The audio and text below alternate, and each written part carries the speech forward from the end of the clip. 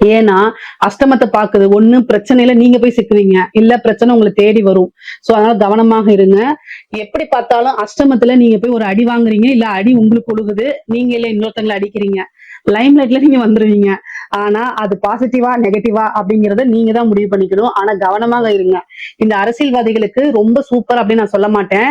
ஆனா அதுக்குண்டான தெய்வ வழிபாடுகளும் பரிகாரங்களும் பண்ணும் பட்சத்தில் நீங்க நினைச்ச விஷயங்களை சாதிக்க முடியும். உங்களுக்குன்னு ஒரு பதவி பொறுப்புகளா இருக்கக்கூடிய விஷயங்களை தக்க வச்சுக்க முடியும். பொதுவாவே தனுசு ராசியை பொறுத்த வரைக்கும் ரொம்ப ரொம்ப அற்புதமா இருக்குது. ஏன்னா காசு பணம் அப்படிங்கிறது இந்த மாசம் நீங்க சேர்த்துனீங்கன்னா உங்களுடைய ஒரு வருஷத்துக்கு உழைப்பு எதுவோ அந்த அளவுக்கு இந்த மாசத்துல சேர்த்திட முடியும். ஆனா அதுக்கு நீங்க மனசும் சரி உடலும் சரி தயாரா இருக்கணும். இதுக்கப்புறம் பாத்தீங்கன்னா மருத்துவ விரயங்கள் இருக்கு, ரொம்ப கவனமாக இருக்கணும். ஒரு சர்ஜரி, வண்டி வாகனங்களுக்கு நிறைய செலவு பண்றது, ஒரு இன்சூரன்ஸ் மாதிரி போட்டு வச்சுக்கோங்க, அதுல கிளைம் ஆயிக்கும். பொதுவாவே பாத்தீங்கன்னா இளைய சகோதரன் வழி ஆதரவு தேடிக்கங்க. உங்களுக்கு உண்டான சொத்தை பிரிக்கும் போது பிரச்சனைகள் வர்றதுக்கு உண்டான அமைப்பு இருக்கு. சகோதரன் இளைய சகோதரனாக இருந்தாலும் சரி, மூத்த சகோதர வழி இருந்தாலும் சரிங்க, பொதுவாவே அவங்க கிட்ட ஒரு இணக்கமான சூழ்நிலைகளை ஏற்படுத்தும் போது அது உங்களுக்கு நிறைய நன்மைகளை சேர்க்கும். உறவுகள் வழி ஆதாயங்கள் உண்டு.